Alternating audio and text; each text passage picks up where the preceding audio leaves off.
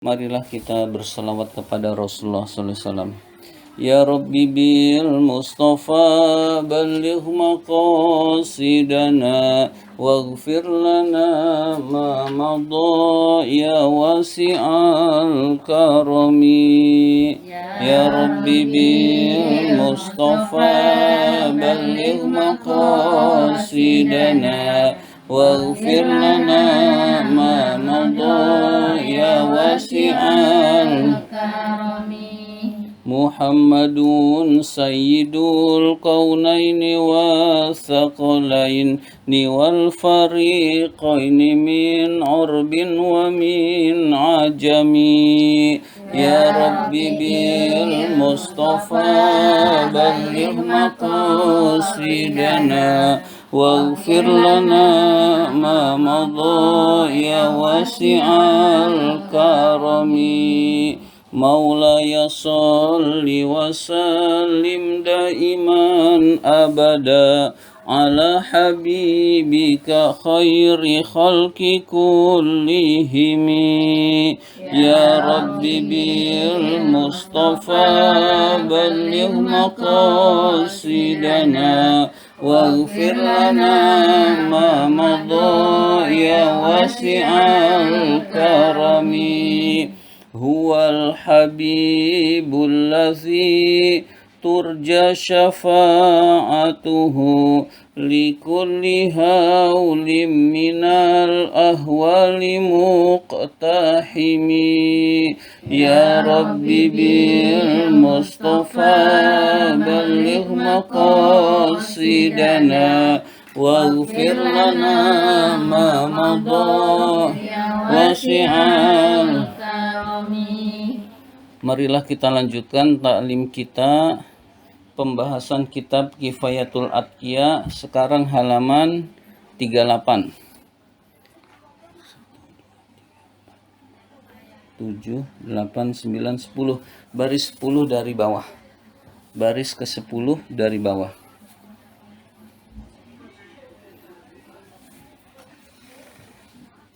Sudah ketemu? Yang paling ujung walillahi durrul qaili. Sudah ketemu kalimat walillahi durrul qaili. Walillahi sebelum nazam sedikit. Walillahi durrul qaili, untuk Allah lah, milik Allah lah mutiara orang yang mengucapkan nazam berikut ini. Maksudnya alangkah indahnya nazam berikut ini. Bismillahirrahmanirrahim. Alaika, haruslah kamu biarba bisuduri, bergaul dengan orang-orang yang memiliki hati.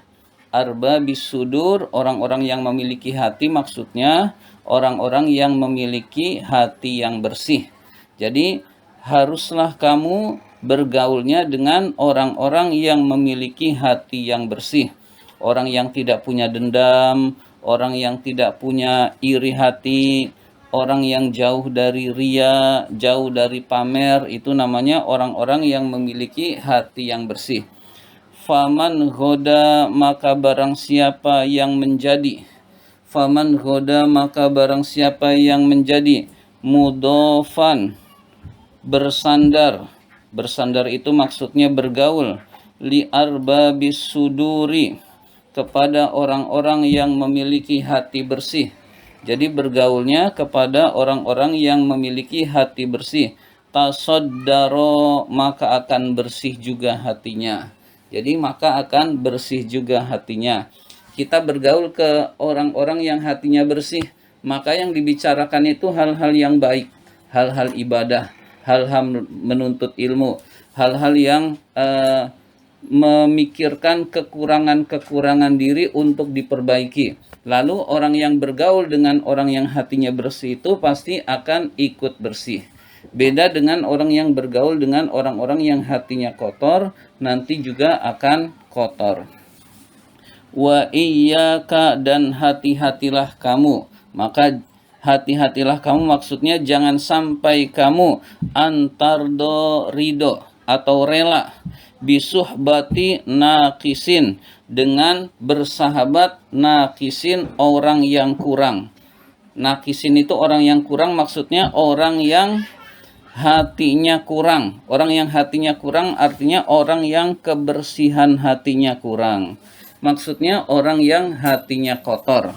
Jadi hati-hatilah kamu, jangan sampai kamu ridho berteman, bersahabat dengan orang-orang yang hatinya kotor. Fatan hato, maka akan menjadi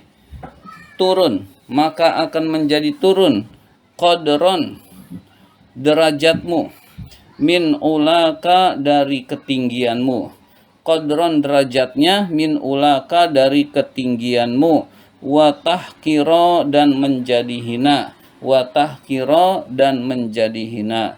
Jadi jangan sampai kita bergaulnya dengan orang-orang yang hatinya kotor. Orang-orang yang hatinya kotor itu orang-orang yang selalu memikirkan materi, urusan-urusan dunia.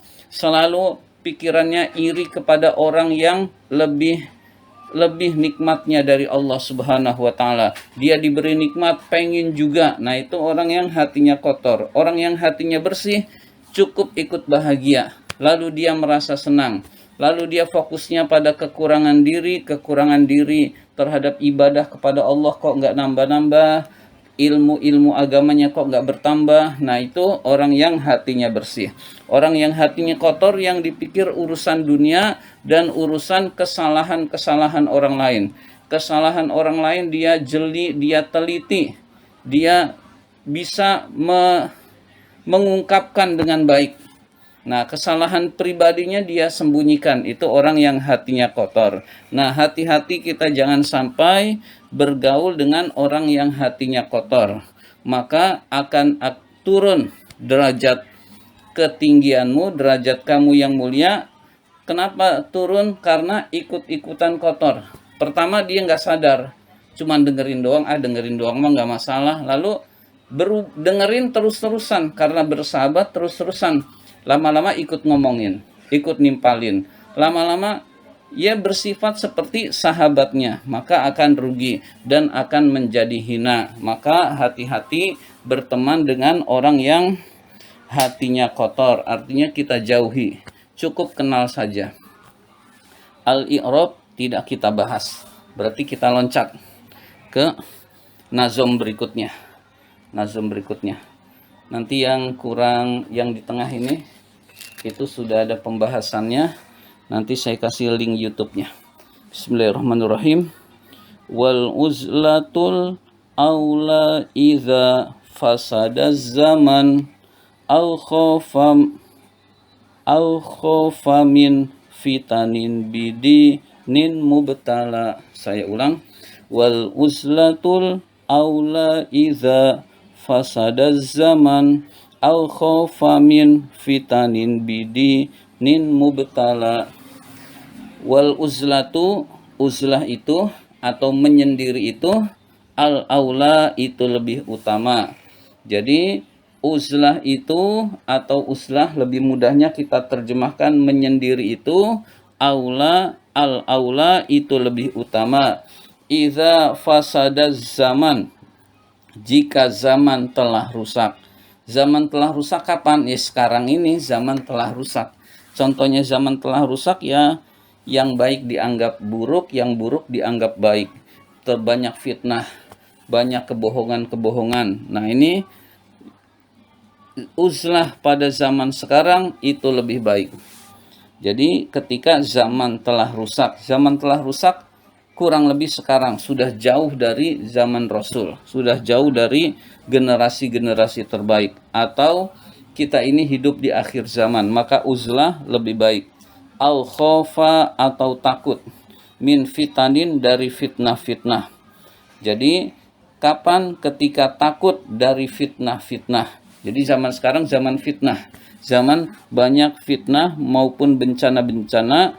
Bidinin dengan agama, mubtala diuji. Jadi fitnah itu bukan hanya urusan harta, bukan hanya urusan kedudukan, bukan hanya urusan keturunan, urusan agama pun menjadi difitnah. Jadi maksudnya adalah diuji nilai keagamaannya saking banyak fitnahnya di zaman sekarang. Maka uzlah itu jauh lebih selamat, atau menyendiri itu jauh lebih selamat di zaman sekarang.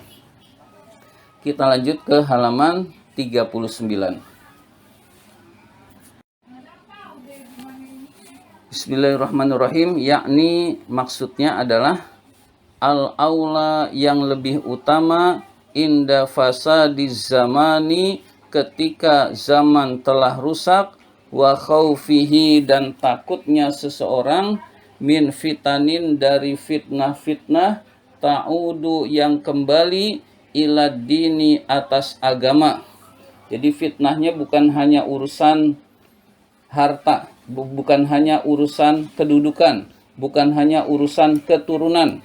Kita bisa bayangkan habaib saja difitnah, bukan keturunan Rasul. Sudah sampai segitu fitnahnya, luar biasa.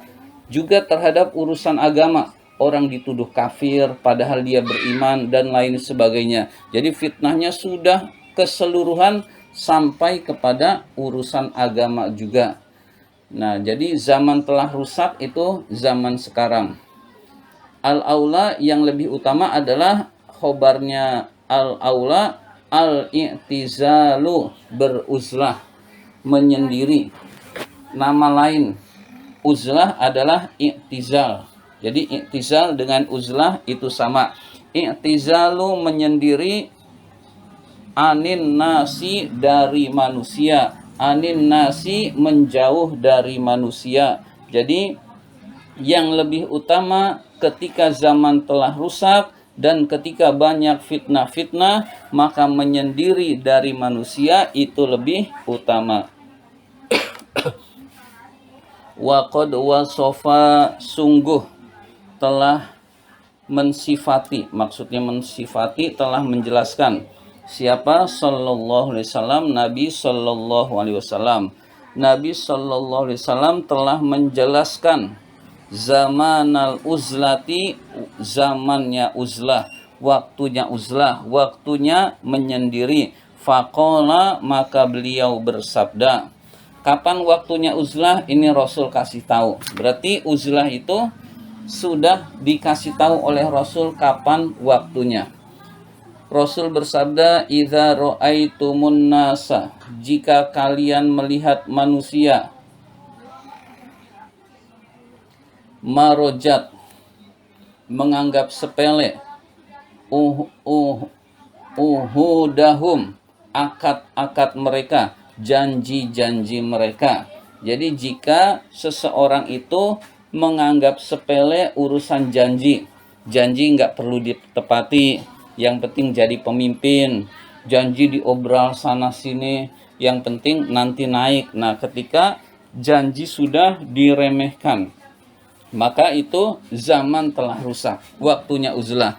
Jika janji telah udah diobral terus menerus, nggak mikir nanti menepatinya gimana, nanti di pertanggungjawaban di hadapan Allah gimana, itu udah nggak dipikir. Yang penting janji lalu bisa naik menjadi penguasa.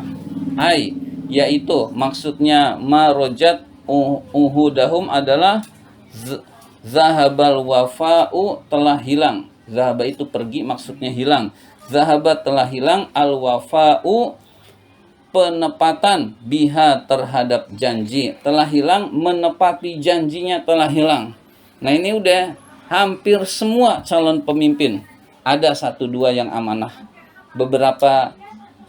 Beberapa gelintir calon pemimpin itu amanah. Rata-rata tidak amanah. Semuanya yang penting janji, lalu dia bisa naik. Urusan ditepati, urusan belakangan. Jadi maka janjinya yang aneh-aneh, yang mustahil-mustahil, kemudian udah jadi pemimpin, udah habis semuanya. Dia artinya jadi memeras keringat rakyat sementara lupa dengan janjinya. Wa khaffat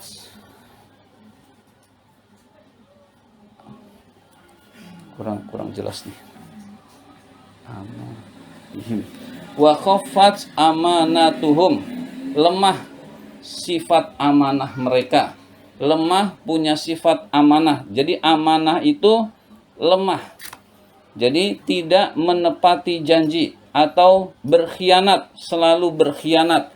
Jadi manusia sudah banyak yang berkhianat kepada manusia lain. Wa kanu, dan mereka, kazalika, wa kanu, dan mereka maksudnya manusia, hakaza, seperti ini. Jadi dan manusia seperti ini, maksudnya seperti ini dijelaskan oleh Rasul begini. Nah, dijelaskan oleh Rasul maksudnya hakaza, seperti ini. Wasyabaka baina asabi'ahu, Rasul menempelkan antara jari-jarinya. Jadi dan manusia sudah seperti ini, sudah campur aduk antara yang hak dan yang batil, sudah bercampur antara hak dan yang batil. Jadi udah bercampur, campurnya seperti ini. Jadi hak dan batil sudah tercampur, sudah tidak dihiraukan. Ini udah ciri-ciri zaman sekarang semua, ini yang sudah terjadi. Nah, kalau ini sudah terjadi, faqala lahu, maka berkata kepada Rasul. Maksudnya bertanya kepada Rasul, siapa? Abdullah ibni Umar, Abdullah ibni Amr bin As, Abdullah bin Amr bin As radhiyallahu anhuma, semoga Allah meridhoi keduanya. Keduanya itu maksudnya Amr dan Abdullah dan Amr. Jadi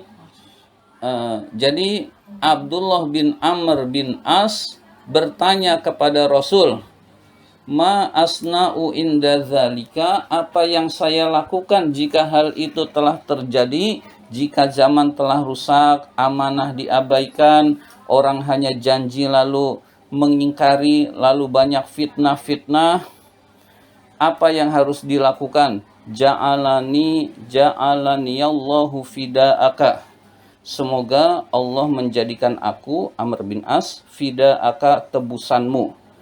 Ini sama seperti kita mendoakan diri sendiri kebaikan. Semoga saya bisa menjadi penebusmu ya Rasulullah. Menjadi penebus maksudnya siap membentengmu ya Rasul dari yang akan membunuhmu. Nah, itu sahabat itu sering mengucapkan doa-doa yang baik. Di antaranya, saya siap menjadi tebusanmu ya Rasul. Nah, semoga Allah menjadikan aku tebusanmu. Nah, qala, Rasul bersabda. Nah, ini pesan Rasul di zaman yang sudah rusak. Ilzam baitaka, tetaplah di rumahmu. Jadi tetaplah di rumah. Jadi zaman sekarang itu kunci selamat lebih banyak di rumah. Di masjid apa enggak utama? Tentu utama. Tetapi di masjid urusan selesai, ke rumah. Nah, rumah lebih selamat daripada masjid. Masjid kita tetap ibadah. Iktikaf tetap. Iktikaf udah selesai. Baca Quran sudah selesai. Ibadah sudah selesai. Kembali lagi ke rumah. Jangan ke pasar. Tetap ke pasar sesuai kebutuhan. Urusan di pasar sudah selesai, kembali ke rumah. Jadi lebih banyak sering di rumah, bukan ke pos ronda. Ke pos ronda ya waktunya ronda, udah nggak ada jadwal, ke rumah. Jadi usahakan rumah itu adalah benteng kita. Lalu ngapain di rumah? Kata Rasul, nawiru buyutakum bitilawatil Quran. Sinarilah rumah kalian dengan bacaan Al-Quran. Di rumah bisa baca Quran. Dengan baca Quran, malaikat akan turun. Lalu rumah itu bercahaya. Insya Allah penghuni rumah akan menjadi soleh dengan bacaan Al-Quran. Anak-anak belum pada mau baca Quran, kita dulu. Misalkan anggota keluarga yang lain belum mau, kita dulu. Jadi utamakan kita dulu. Kita yang mengerti dulu. Lalu barangkali nanti akan nyusul banyak yang baca Quran di rumah, itu menyebabkan rumah itu bercahaya dan diterangi oleh para malaikat. Kita banyak bisa beribadah di rumah, kita bisa banyak menambah ilmu di rumah. ilzam baitaka, tetaplah di rumah, wa amsik alaika lisanaka, jagalah atas kamu lisanmu. Jadi jagalah ucapan kita, jangan asal ngomong, jangan asal bicara. Di zaman sekarang berarti tidak hanya lisan, karena jari-jari kita adalah wakil dari lisan. Kita WA itu sudah wakil dari lisan kita. Jaga jari-jari kita, yang tidak boleh diucapkan, tidak boleh diketik juga, tidak boleh di-share ke orang juga. Nah, itu maksudnya jaga lisan, jaga juga jari-jari kita, jangan sampai menulis yang tidak baik, jangan sampai mengirim yang tidak baik. Wa khudh ma ta'rifu, ambillah apa-apa yang telah kamu ketahui. Ambil yang kamu telah ketahui, ajaran agama yang telah kamu ketahui, ambil, laksanakan. Wada, dan tinggalkanlah ma tunkiru, apa yang tidak kamu ketahui. Apa yang tidak kamu ketahui, tinggalkan. Wah, ada ajaran gini-gini, katanya gini-gini, kita nggak tahu, nggak usah dihiraukan, nggak usah diamalkan. Udah, yang kita ketahui ajaran agama kita amalkan. Yang katanya kok ada ini lebih baik, padahal kita nggak tahu dasarnya, nggak diamalin, nggak apa-apa, tidak akan merugikan kita. Wa alaika, dan haruslah kamu, bi amril khosoti, dengan urusan yang khusus. Dengan urusan yang khusus. Apa urusan yang khusus? Urusan diri sendiri, urusan keluarga, itu namanya urusan khusus. Pikirkan keselamatan diri, pikirkan keselamatan keluarga, pikirkan keselamatan yang menjadi tanggung jawab kita. Bukan mikir yang jauh lebih luas. Nanti gimana nih untuk menyelamatkan masyarakat? Itu kan keluasan tuh. Kita aja belum tentu selamat, nggak usah kejauhan dulu. Keluarga kita aja dulu, kita saja dulu diperbaiki. Kita sering, orang-orang zaman sekarang itu ngomongnya udah tinggi-tinggi, untuk menjaga masyarakat, untuk menjaga bangsa dan negara dan lain sebagainya, untuk gimana caranya narkoba hilang dari wilayah kita. Itu hal-hal yang berat yang kita sendiri pun belum tentu selamat. Tentu itu adalah hal-hal yang baik, tapi mulailah dari diri sendiri, dari keluarga sendiri. Maksudnya uruslah urusan khusus saja. Lalu bagaimana berikutnya? Wada, dan tinggalkan, anka darimu, amrol amati, urusan yang umum. Maksudnya tinggalkan urusan yang umum, jangan jadi pemimpin. Kenapa jangan jadi pemimpin? Karena jadi pemimpin nanti terseret. Tadinya bersih, lingkungannya nggak ada yang bersih tuh, lingkungan pemimpin, akhirnya ikut nggak bersih, akhirnya ikut terseret KPK diantaranya. Jadi yang jelas zaman sekarang orang bersih itu seperti penjahat.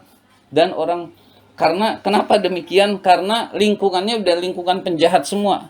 Nah, itu yang terjadi. Tapi kalau kita siap, mentalnya kuat, tegas, berani membasmi, lalu nanti kita di penjara, kita udah siap kalau ternyata difitnah, udah modalnya udah kuat, udah benar-benar nanti di penjara pun sudah siap, bukan di penjara karena salah, tetapi karena difitnah. Udah siap mental, nanti keluarga diteror, udah siap. Nah, itu baru orang yang seperti itu maju. Ya, kayak Habib Rizik, udah diapain aja udah tidak gentar. Nah, kita ini orang-orang yang lemah, tinggalkan urusan umum. Karena kalau kita berlomba-lomba jadi pemimpin, resikonya adalah berat, yaitu kita akan difitnah. Ya. Bisa difitnah, bisa kita juga terseret tadinya bersih. Jadi tadinya bersih ikut terseret karena lingkungannya buruk semua. Nah, itu tinggalkan urusan umum, jangan jadi pemimpin. Itu lebih selamat, di akhir zaman itu lebih selamat. Wa wasofa, itu sudah hadis berikutnya. Amrol amati, itu sudah titik. Demikian pembahasan kita kali ini. Mari kita tutup dengan hamdalah. Alhamdulillahirabbil alamin.